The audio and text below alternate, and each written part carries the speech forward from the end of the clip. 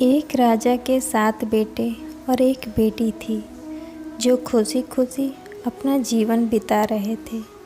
7 भाई बहनों में इकलौती छोटी बहन बहुत ही शांत स्वभाव, आज्ञाकारी एवं संस्कारी थी। उनमें सबसे बड़े भाई का विवाह हो चुका था। 7 भाइयों में सबसे छोटा भाई एक आँख से अंधा था। छोटे भाई के दिल में अपनी इकलौती बहन के लिए बड़ा प्यार एवं लगाव था। एक दिन बड़े राजकुमार अपनी पत्नी और अपने छोटे भाइयों को साथ लेकर अपने खेतों में काम करने चले गए। क्योंकि उस ज़माने में खेती बाड़ी सभी साथ में मिलकर करते थे। सभी लोग खेतों में काम करने जाने से पहले अपनी छोटी बहन को खाना बनाने का आदेश देकर घर से निकलते हैं और 7 राजकुमार की बहन अकेले घर पर खुशी खुशी सभी के लिए खाना बनाने के लिए जंगल से सरौटी साग को तोड़कर लाती है और बड़े प्यार से सरौटी साग की सब्ज़ी बनाने से पहले सब्ज़ी काटने का औजार लेती है और साग को काटने लगती है। इसी दौरान वह अपनी उंगली भी काट बैठती है और रक्त की एक तेज़ धार निकलने लगती है, जिससे उसका पूरा हाथ खून खून हो जाता है। तब राजकुमारी सोचने लगती है कि क्या करूं? अगर घर के दीवार में खून को पोंछूंगी तो भैया लोग देख लेंगे और चिंता करेंगे, और यदि अपने कपड़े में पोंछूंगी तो भाभी खून लगा कपड़ा देखकर आप खाना नहीं खाएंगी। राजकुमारी इस डर से सब्जी पकाने वाले छाता साग में सारा खून को पोंछकर खून को बहने से रोकती है। फिर इसी खून लगे साग की सब्जी बनाती है। जब उसके सारे भाई और भाभी अपने खेतों से लौटते हैं तो छोटी बहन हमेशा की तरह सभी के लिए साफ थाली में खाना और मिट्टी के लोटे में पीने के लिए पानी देती है और सभी एक साथ खाना खाते हैं और पके हुए साग को खाकर खाने की जम की तारीफ़ करते हैं। और वे सब अपनी बहन से पूछते हैं कि बहन, तुम्हारे द्वारा बनाया हुआ यह साग बहुत बार खाया है, परंतु आज की बनी सब्जी का स्वाद बहुत ही अद्भुत लगा। बताओ ना कैसे और क्या क्या मिलाकर इतना स्वादिष्ट सब्जी बनाई हो। पहले तो राजकुमारी डर से सहम गई कि कहीं भाइयों को पता न चल जाए कि मेरे हाथ की उंगली कट गई है। फिर वह थोड़ा सोचकर बोलती है कि भैया, जैसा हमेशा की तरह सब्ज़ी पकाती हूँ वैसे ही तो बनाई हूँ, कुछ नहीं। राजकुमारी अगले दिन 7 भाइयों के अनुरोध पर फिर से एक बार वही छाता साग की सब्ज़ी बनाती है, परंतु भाइयों को पिछले दिन के जैसा स्वाद नहीं मिलता। फिर ऐसा ही अनुरोध 3-4 बार हुआ, लेकिन खून लगे साग का स्वाद उनके मन मस्तिष्क से उतर ही नहीं रहा था। असलियत जानने की जिज्ञासावश 7 भाई और भाभी से उससे उस दिन खाना बनाने का तरीका जानने का जिद करने लगे। मजबूरन राजकुमारी को सारी घटना बतानी पड़ी।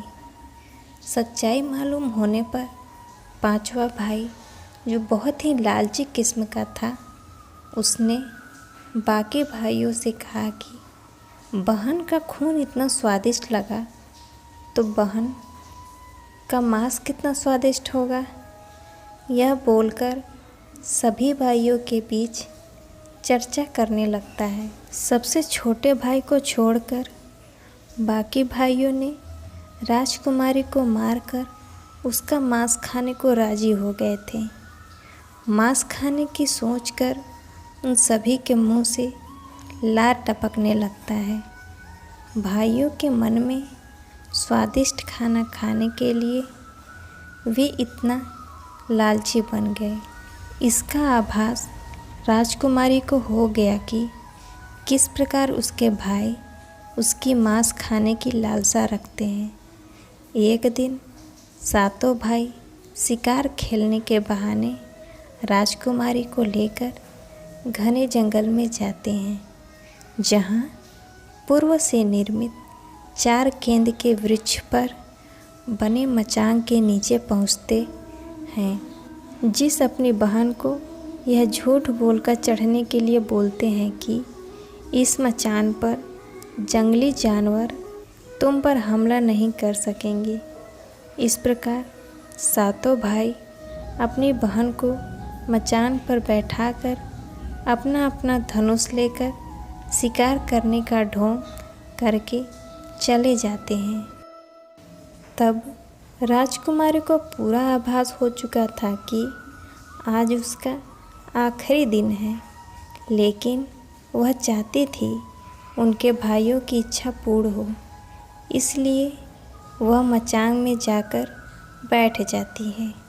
फिर सभी भाई गेंद के वृक्ष पर बने मचान से कुछ दूरी पर स्थित छोटे पहाड़ पर अपने अपने धनुष बाण के साथ पहुंचते हैं और एक चट्टान पर बारी बारी से अपने बाणों को तेज धार प्रदान करते हैं। डोंगरी के ऊपर सबसे पहले बड़ा भाई अपने तीर को चट्टान में धार करता है और अपनी बहन पर धनुष से निशाना लगाकर तीर छोड़ता है। तभी राजकुमारी पूरी बातों को समझ जाती है कि भाइयों का क्या इरादा है और अपने मातृभाषा में गीत गाने लगती है। बिंदु बिंदु दादा छाती ताइक ताइक, अर्थात जान से मारना ही है दादा साहब तो तीर को सीधे मेरे छाती में वार करो, इधर उधर तीर क्यों चला रहे हो। फिर सभी भाई बारी बारी से अपने तीर के धार को तेज करते हैं और राजकुमारी पर निशाना लगाकर तीर को छोड़ते हैं। 6 भाइयों का निशाना खाली रह जाता है और 7वां भाई, जो सबसे छोटा था, वह तीर चलाने से इनकार कर देता है, क्योंकि उसे अपनी छोटी बहन से बहुत लगाव था और धनुष बाण चलाने में सातों राजकुमारों में सबसे निपुण था। राजकुमारी जानती थी कि सातों भाइयों में सबसे छोटा भाई बाकियों की तरह लालची नहीं है। 6 भाई छोटे भाई पर पूरा दबाव डालते हुए आदेश देते हैं कि अगर वह तीर नहीं चलाएगा तो बहन की तरह उसे भी मार देंगे। फिर छोटा राजकुमार उदास मन के साथ तीर को थोड़ा ही धार कर दूसरी दिशा में तीर को छोड़ने की कोशिश करता है और तीर को धीरे से छोड़ता है। राजकुमारी हर बार की तरह इस बार भी वही गीत गाती है, बिंदु बिंदु दादा छाती ताइक ताइक। इतने में छोटे भाई का तीर सीधे राजकुमारी के सीने को भेद देता है और राजकुमारी की आत्मा शरीर से अलग हो जाती है और उसकी आत्मा उसी स्थान पर भटकने लगती है। तभी वह देखती है कि उसके शरीर का मांस खाने के लिए उसके भाई कैसे लालच करते हैं और सबसे छोटे राजकुमार को ज़बरदस्ती मार पीट कर उसके शरीर को काटने का आदेश देते हैं। बहन के मांस को पकाने के लिए बहुत सारी सूखी लकड़ियाँ लाने के लिए छोटे राजकुमार को जंगल भेजा जाता है।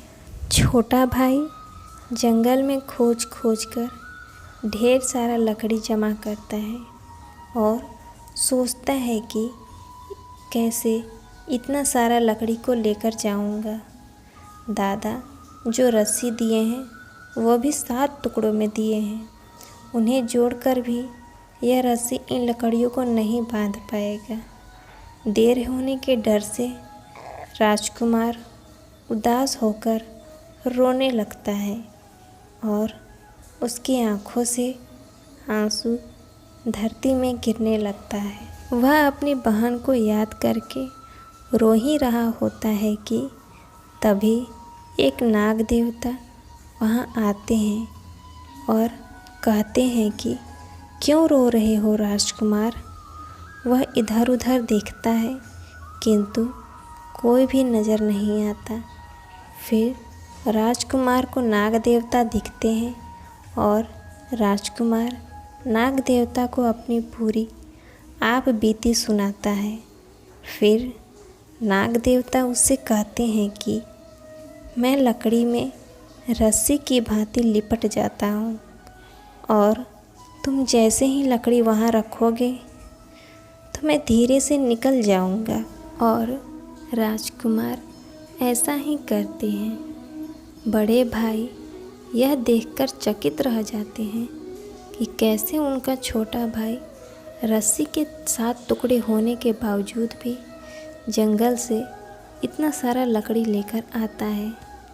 तत्पश्चात वे लोग अपने छोटे भाई को पानी लाने के लिए एक घड़ा में 7 छेद कर भेज देते हैं। छोटा राजकुमार पानी लाने के लिए एक छोटा कुआं में जाता है और घड़े में पानी भरता है, किंतु उसमें छेद होने के कारण सारा पानी गिर जाता है और राजकुमार वहीं बैठकर सोच सोच कर रोने लगता है कि बिना पानी के वापस जाऊंगा तो बड़े भैया लोग मार पीट करेंगे। यह सारी घटना को कुएं के मेढक, केकड़ा, मछली सुनवा देख रहे थे और वे तीनों राजकुमार को रोता देख पूछते हैं कि क्यों रो रहे हो। फिर राजकुमार उन्हें अपनी आप बीती को विस्तार से बताता है और कहता है कि मैं अपनी प्यारी बहन के शरीर के मांस को कैसे खा सकता हूँ, नहीं खाऊंगा तो बड़े भैया लोग मारपीट करेंगे। तब मेढक कहता है कि तुम परेशान मत हो। हम सब मेढक एक घड़ा के छेद में चिपक जाते हैं। फिर मछली और केकड़ा बोलते हैं कि तुम हमें लेकर चलो। तुम्हारे भाई जब राजकुमारी के मांस को खाएंगे तब तुम मछली को खाना और जब हड्डी को खाएंगे तब तुम केकड़ा को खाना। बड़े भाई को शक नहीं होगा। फिर राजकुमार ने बिल्कुल वैसा ही किया जैसा केकड़ा और मछली ने कहा। रात को जब राजकुमारी का पका हुआ मांस खाने को परोसा गया तब बड़े भाइयों से छुपाकर वह मांस को दीपक के टीले में डाल देता है और समय बीतने पर वहाँ बाँस का एक बड़ा सा बूंदा उगता है। इस घटना के वर्षों बाद एक भीख मांगने वाला जोगी उसी बसौदा के पास से गुजर रहा था और वह सुंदर सुंदर बाँस के बूंदा को देखकर सोचता है कि अगर इतने सुंदर बाँस के केंद्रा बनाया जाए तो कितना सुरीला धुन निकलेगा। उसी क्षण बाँस से आवाज़ आती है, ना काट रे जोगी, ई तो लागे भैया के रोपल बाँस। जोगी फिर भी बाँस को काटता है। जोगी इसी उद्देश्य से एक मोटा बाँस का टुकड़ा काट कर ले जाता है कि इस बाँस का इतना आवाज़ सुंदर है, यदि केंद्रा बनाएंगे तो कितना मधुर आवाज़ निकलेगा। और जोगी इस बात से एक सुंदर केंद्रे का निर्माण करता है।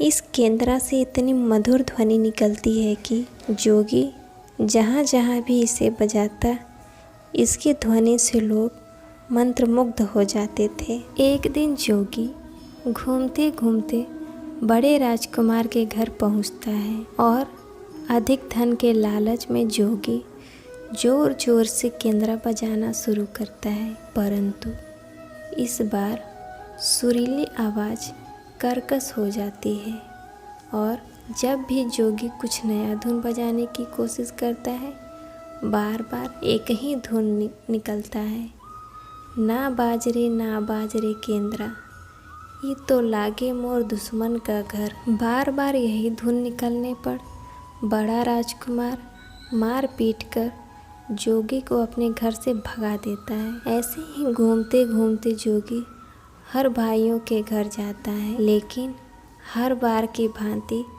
वही धुन ना बाज रे केंद्रा, ये तो लागे मोर दुश्मन का घर बजता है। यह धुन सुन सारे भाई जोगी को डांट डपट कर भगा देते हैं। सबसे अंत में जोगी छोटे राजकुमार के घर पहुंचता है।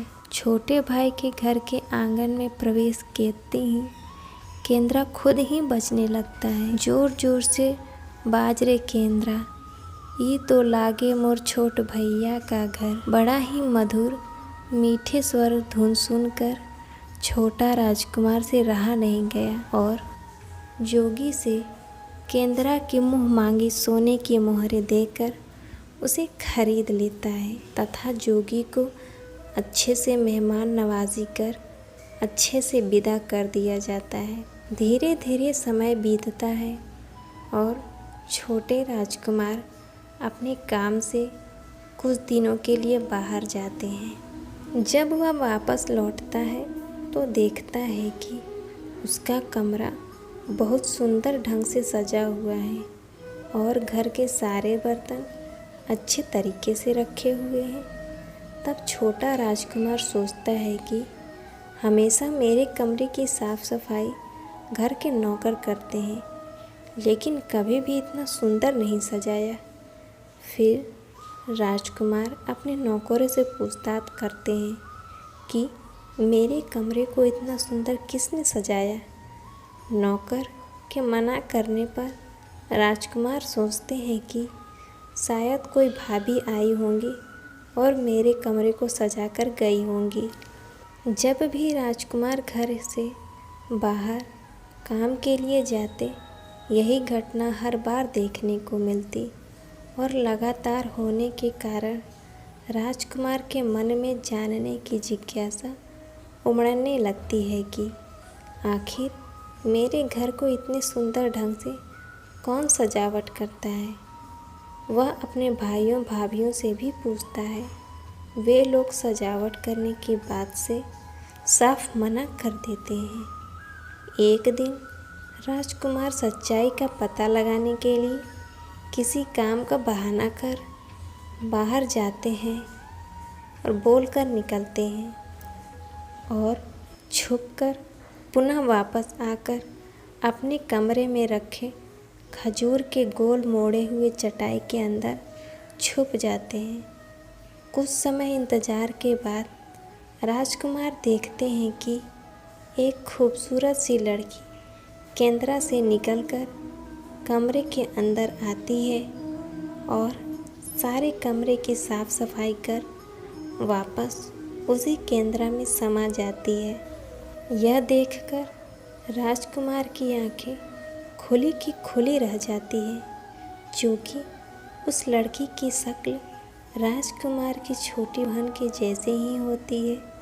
राजकुमार अगले दिन फिर से एक बार उसी प्रकार छुप जाते हैं और जैसे ही वह सुंदर लड़की कमरे की पूरी साफ सफाई का काम खत्म कर वापस केंद्रा में जाने वाली होती है, तब छोटे राजकुमार उस लड़की का हाथ पकड़ लेते हैं और तुरंत केंद्रा को जला देते हैं, जिसके बाद वह लड़की हमेशा के लिए मानव रूप में बदल जाती है और दोनों भाई बहन खुशी खुशी अपना जीवन जीते हैं।